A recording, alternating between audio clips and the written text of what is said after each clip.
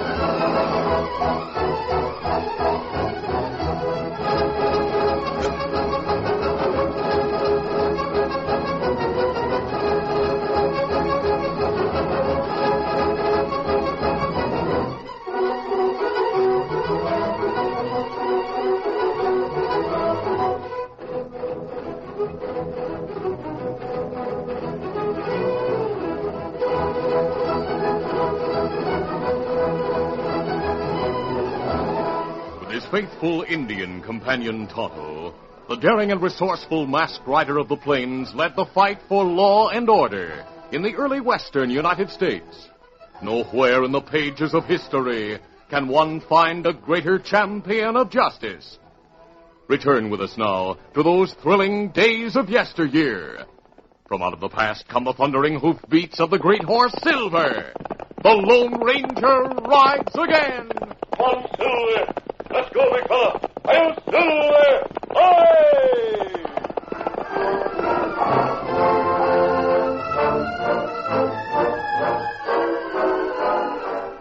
Two men shared a room in Ma Hank's hotel in Modoc City. A self-styled colonel with a non-existent Civil War record, Owen Dodge was heavy-set and pompous. His moon-shaped face was adorned with sandy-colored mutton-chop whiskers, which served as an excellent disguise. For Dodge's actual record had been written years ago in the books of the New York Police Department, where he was wanted for murder. The colonel's partner was Amos Harlan, a tall, lean, leathery-skinned man. The colonel polished a pair of gold-rimmed spectacles as he grinned at his partner. Amos, if all goes well, we'll soon leave Modoc City with plenty of cash. I'm not so sure of that. I am. Our landlady keeps a small fortune in her office safe. How do you know? It was open when I went to the office this morning to pay our bill for last week. Before Mrs. Hanks closed it, I saw the money inside.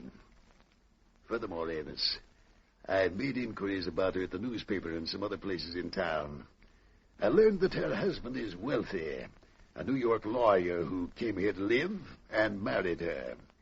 He's out of town right now. He went east about a month ago, and he isn't back yet. So she has money of her own, and she married more. That's right. She's an ideal prospect for our railroad stock. We might not be able to pull the wool over her husband's eyes, but it'll be easy to fool her. Mm-hmm. Well, don't you agree? Might be easier to rob the safe. And to have the law on our heels before we can get out of town, and not me, thanks, Amos. I propose to talk Mrs. Hank out of her money. By the time she realizes she's been swindled, we'll be far away from Modoc City. That doesn't mean we'll be in the clear. Yeah? I've been doing some investigating myself, Colonel. And I found out that Ma Hank and her husband Homer are good friends of the Lone Ranger. The Lone Ranger? I didn't know that. Yeah. I thought the news would change your style. That masked man's double-barreled poison to anyone on the wrong side of the law. And if he finds out we swindled his friends, well, I reckon you know what that'd mean. Yes. We'd be lucky to get over the jail term. And you might hang if he finds out you're wanted for murder. That murder was committed years ago. That doesn't make the law any less anxious to put a rope around your neck. There's not a chance I'd be recognized. These whiskers and my glasses have changed my appearance completely. And I've added weight since then, too. Yeah, without the glass and the whiskers, you wouldn't look much different than you did. Nonsense. The authorities have forgotten all about me. They gave up the search long ago. The law never forgets a murderer, Colonel. You're not in the clear yourself, Amos. I may be wanted in the east, but you're wanted in the southwest. I'm not wanted for murder. That's because you never left any witnesses to identify you. That makes me smarter than you were. Are you losing your nerve? Why let the thought of a masked man panic you at this stage of the game? I don't want to go to jail. We've sold a lot of worthless stock without being caught. We can get away with it once more. Just what do you mean, once more? We've been dealing in petty change, taking a couple of $100 here and there. But Mrs. Hank is different from the small ranchers, homesteaders, and storekeepers we've cheated.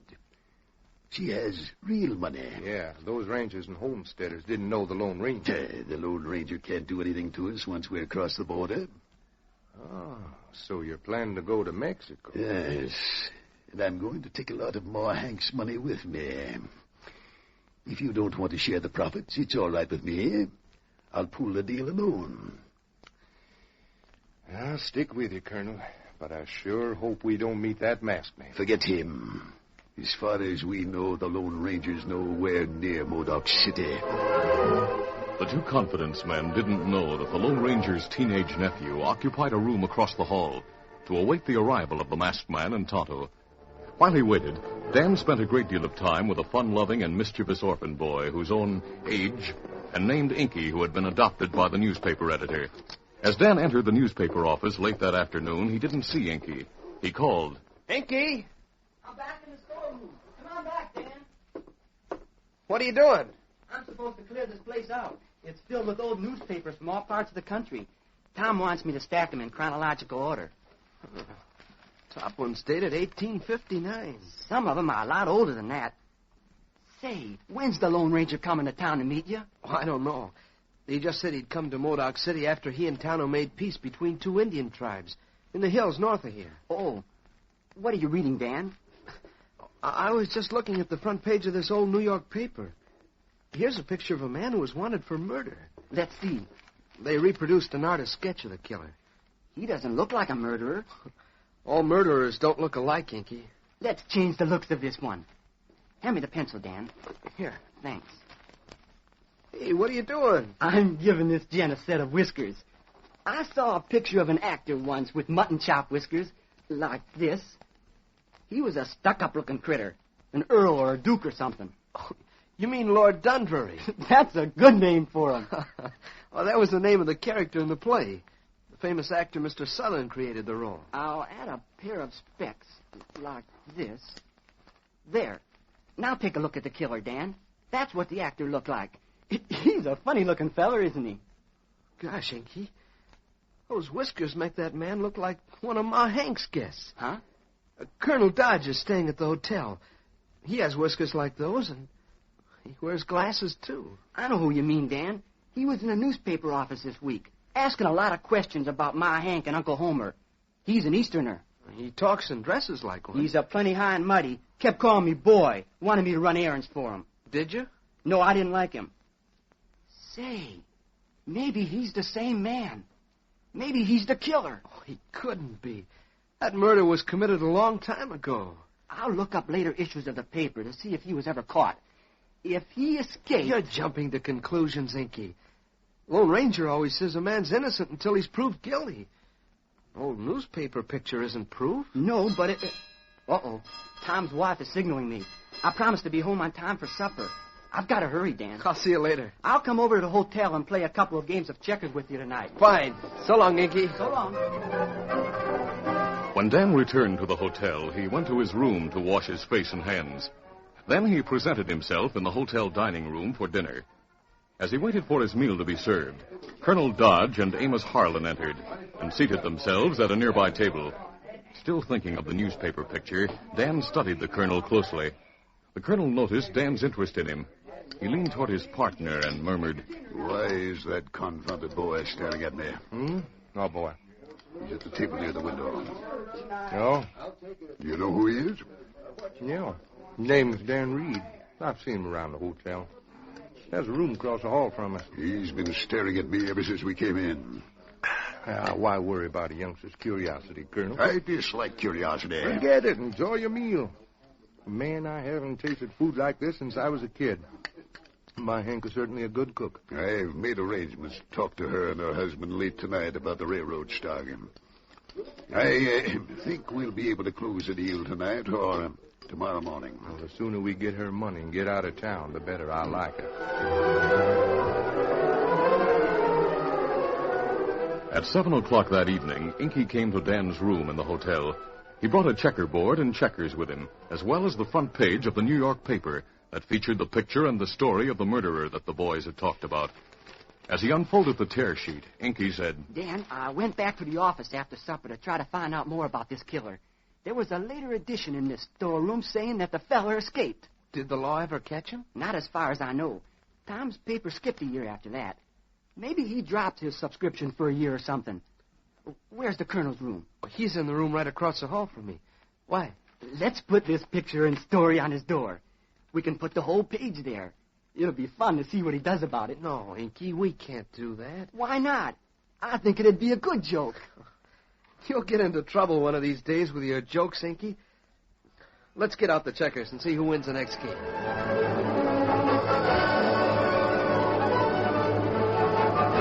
2 hours later, Inky left Dan's room. The irrepressible boy stood in the hall for a moment, studying the closed door of the colonel's room.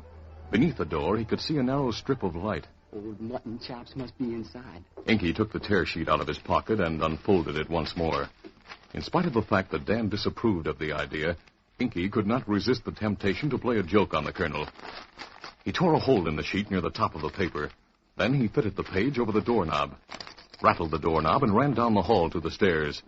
By the time the colonel opened his door to investigate, Inky was on his way out the front door of the hotel. Anyone out there, Colonel? I don't see a soul, Amos. Maybe they're in the hall. The doorknob wouldn't have rattled if someone hadn't it. Amos. What's the matter? Look, it's fastened to the doorknob. Why, the front page of an old Tribune. Amos, look at that picture. What a great day, Colonel. It's you. Yes. And the headline over the picture says, "Wanted for murder." Close the door before someone hears us. Yeah. It says, "John Black of this city is wanted for the brutal murder." I can read, Amos. Well, Colonel, looks like your new name and your whisker disguise weren't enough to fool the law. Yes, someone penciled those whiskers on that picture. Well, it's your picture, all right, no doubt of that. Yes. But who could have penetrated my disguise? Who could have guessed my identity? You sure you didn't see anyone in the hall when you opened the door? I saw no one. Then whoever put that paper on the door must have gotten away mighty fast. Wait a minute, Amos. What? Perhaps the culprit didn't get away. What do you mean? He may have opened the door of his room across the hall, fastened this to our door, then quickly closed his own door before we had a chance to discover him. Are you talking about that youngster across the hall? Yes. You saw him staring at me in the dining room tonight. Yeah. I knew something more than idle curiosity prompted his interest. Just look at that picture, Amos. Those whiskers were obviously penciled by a youngster. I admit it looks like the work of a kid, all right. It's the work of Dan Reed. Come on. We must find out if anyone else knows my identity. How do you plan to find that out? I'll get the answer from Dan Reed.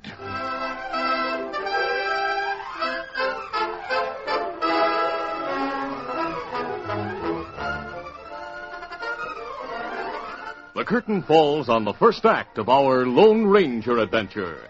Before the next exciting scenes, please permit us to pause for just a few moments.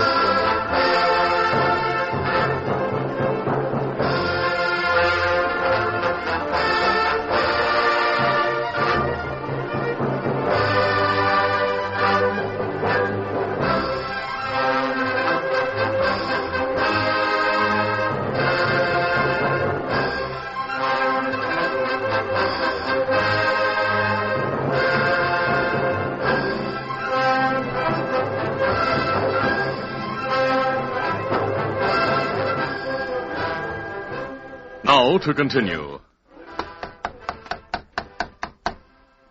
A few minutes later, Amos Harlan knocked on the door of Dan's room.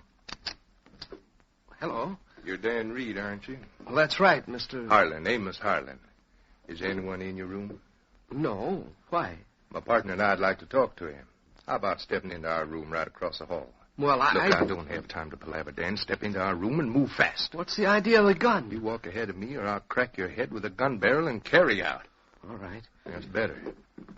The door's unlocked. Just turn the handle and walk in. Here he is, Colonel. Good work, Amos. Now keep him covered while I ask the questions. Right. Now then, young man, what was the idea of putting that old newspaper page in our door? Newspaper page? Do you deny penciling these whiskers on this picture? Oh, so he did leave it on your door. Who's working with you? I don't know what you mean. Who put you up to this trick? Who besides you has penetrated my disguise? Disguise? There's no use playing dumb. We know you're wise to the Colonel. But I now don't... be sensible and tell us if anyone else knows about that murder. I can't tell you anything. You're making a mistake, boy. If I have to, I'll gun whip the truth out of you. Take it easy, Colonel. We can't start a ruckus in the hotel. Someone will hear us. But we can. We'll have to get the boy out of here. How? We'll start this way. Sorry, Dan, but if you're unconscious, you'll be a lot easier to handle. You knocked him out. That's right. We're going to get him out of the hotel. We'll have to gag him, tie his hands and feet, and carry him out the back way. What'll we use to tie him? Cut a couple of lengths from that coil of rope hanging by the window. See, that's a good idea.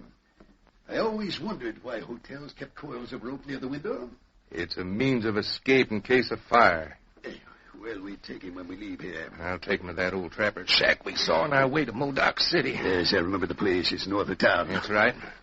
While I'm going there, you better go talk to my Hank. If you can't get the cash from her tonight, we'll never get it. Because we can't afford to stay around town any longer. I'll get it. Then I'll join you at the shack. By that time, you should be able to make the boy talk. Colonel Dodge found Ma Hank in the hotel kitchen. As he accepted the big cup of coffee the landlady offered him, the colonel remarked, I hoped to be able to talk to you and your husband this evening, Mrs. Hank. I'm expecting Homer back tonight, Colonel Dodge. Is he out of town? He was back east on a visit. Well, I'll not be in town much longer, Mrs. Hank, and I want to give you an opportunity to buy the stock I told you about before I leave. Now, I'm in a position to offer this stock to a limited number of people. The colonel was a convincing salesman. Ma Hank was about to buy the worthless railroad stock when she heard a light tap on the kitchen window. She opened the door and exclaimed, Great sakes alive, the Lone Ranger. Good evening, Mrs. Henry. And Tonto, well, come in, come in. Oh, it's good to see you, Mrs. Henry. When'd you get to town? Just a few minutes ago. We stayed off the main street to avoid being seen. Where's Uncle Homer? Ma explained that she expected her husband momentarily and introduced the masked man to the uneasy colonel, who had been nearly paralyzed with fear when the masked man entered the kitchen. Then the Lone Ranger asked for Dan Reed. Ma left the kitchen to call the boy. The colonel hurriedly pushed back his chair. Well, I'll go to my room and join my friend Amos. Honored to have met you and your Indian friends, sir. Good night. Instead of going to his room, the panic-stricken colonel went out the front door of the hotel and rushed to the livery stable. He rented a horse and raced out of town. Get up there. Get up. Meanwhile, Ma Hank was on her way back to the kitchen to report that Dan was not in his room. As the buxom landlady came down the front steps, she saw Inky standing in the doorway looking down the street. The mischievous boy was laughing heartily, for he had just seen the colonel racing out of town. Thinking his joke had been a huge success, he was about to go to see Dan when Ma gripped his shoulder. Hey, what? Inky, where's Dan? In his room. I just came from there. He's gone. Where'd he go? That's just what I want to know. And the Lone Ranger will ask the same question. The Lone Ranger? Is he here? Yep, he's in the kitchen. Now come along, Inky. He'll want to talk to you. In the kitchen, Inky explained to the Lone Ranger that he had not seen Dan since he left his room after the checker game. Where's the colonel? He has the room across the hall from Daniel's. Maybe he heard the lad go out. The colonel left to go to his room. He's not in his room. I saw him riding out of town a few minutes ago, and he was traveling plenty fast. I figure that newspaper picture scared him so bad he wanted to get out of town before the law started after him. Inky stopped abruptly. He hadn't meant to tell Ma Hank about the prank he had played on her guest, but the Lone Ranger picked up the boy's remarks and questioned him at length. Squirming uneasily, Inky confessed what he had done. Inky, I ought to tan your hide for coming into my hotel and tormenting my guests. Gosh, Ma, I'm sorry. I won't do it again. You're doggone right you'll not do it again. Now, Mrs. Henry, if the colonel was innocent, he had nothing to fear. He looked plenty scared when I saw him. He sure was in a hurry to get wherever he was going. Well, he must have left here soon after I went to look for Dan. Yes, he did. I think we'd better question the colonel's friend Amos. I'll take you to their room.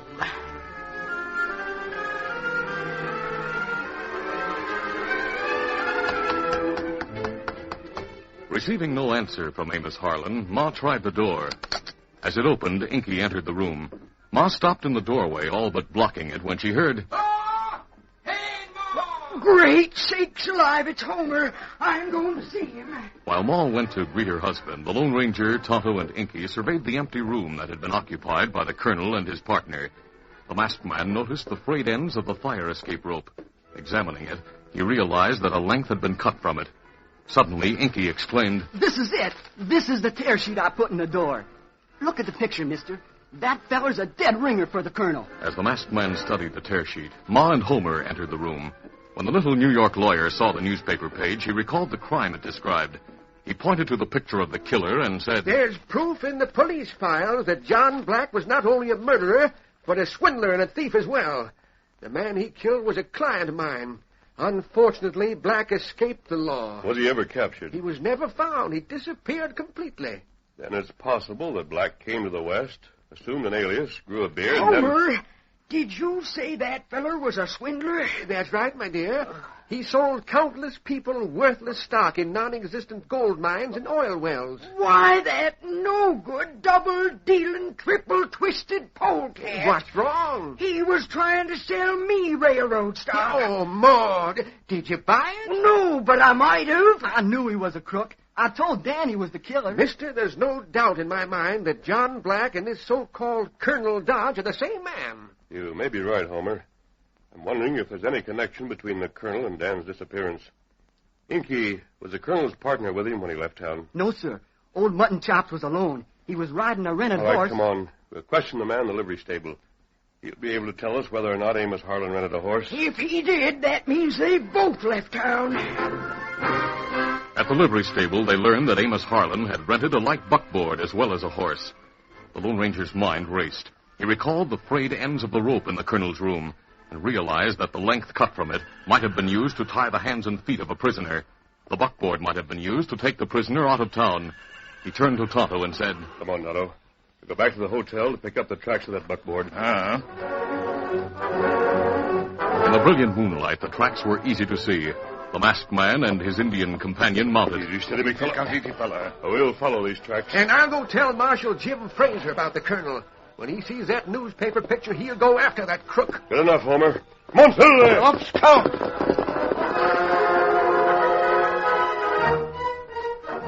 When the colonel reached the lighted shack on the edge of town, he saw the buckboard at the side of the old weather-beaten cabin. Oh, there. As he drew rein and dismounted, he wasn't aware of his disheveled and dusty clothing. The fastidious colonel avoided travel by horseback whenever possible. He disliked horses, and as he strode toward the door of the shack, he thought sourly of the long, uncomfortable ride ahead of him. Amos. I'm here, Colonel. Did you get Ma Hank's cash? No. Well, why not? Why did... Oh, what's happened to you? You look like you've been dogging a couple of locoed steers. Where's your hat? I left Where's town your... in a hurry. We've got to keep going. Get set to travel. Where to? To the border as fast as horses will carry us. Well, why? What's the hurry? The Lone Ranger showed up in town. The Lone Ranger? At the hotel. Well, what... What's more, he's looking for this boy. Good, I'm glad to hear that. Shut up, you sneaking little snooper. If you hadn't mixed into our affairs, we wouldn't be in trouble. And I couldn't get him to talk, Colonel. He admits someone else in town knows about the newspaper story, but he won't mention names. If I had time, I'd make him talk. But come on. The faster we move, the farther we'll be from that masked man. Amos climbed to the seat of the buckboard, and the colonel mounted his rented horse. They were about to start when they saw two riders approaching. As the two horsemen came closer, the colonel recognized them. It's the masked man and Tonto. Let him have it, Amos. Shoot him. Kill them both. The Lone Ranger and Tonto saw the fugitives reach for their guns. The masked man drew his Colts. He fired from the saddle, an instant ahead of the panicked fugitives. No! Amos and the colonel cried out with pain as silver bullets struck their mark. My arm is busted. My shoulder! Oh, my shoulder! Kimasabi, that dam. Easy, steady, big fella. He's inside the cabin. Keep these two covered while I go get him, Tonto.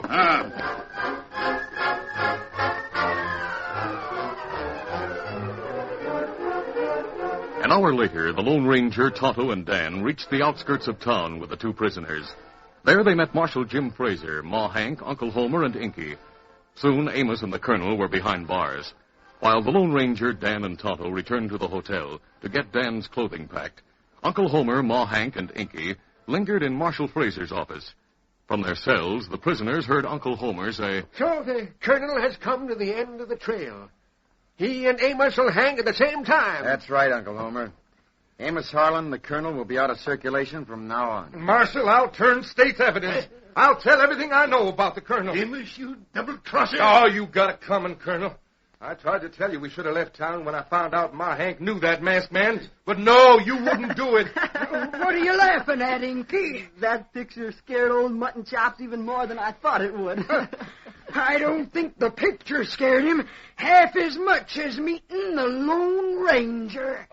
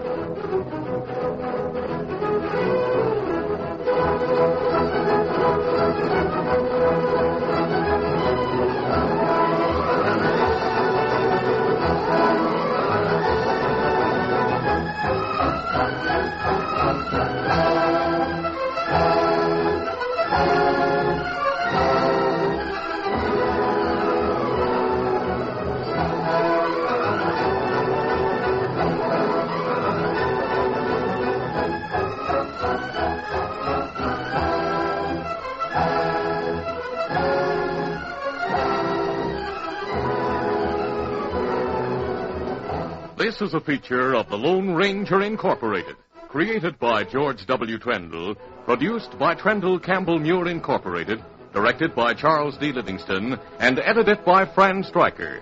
The part of the Lone Ranger is played by Brace Beamer.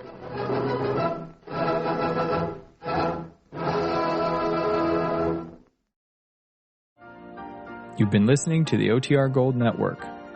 Find more classic radio at otrgold.com.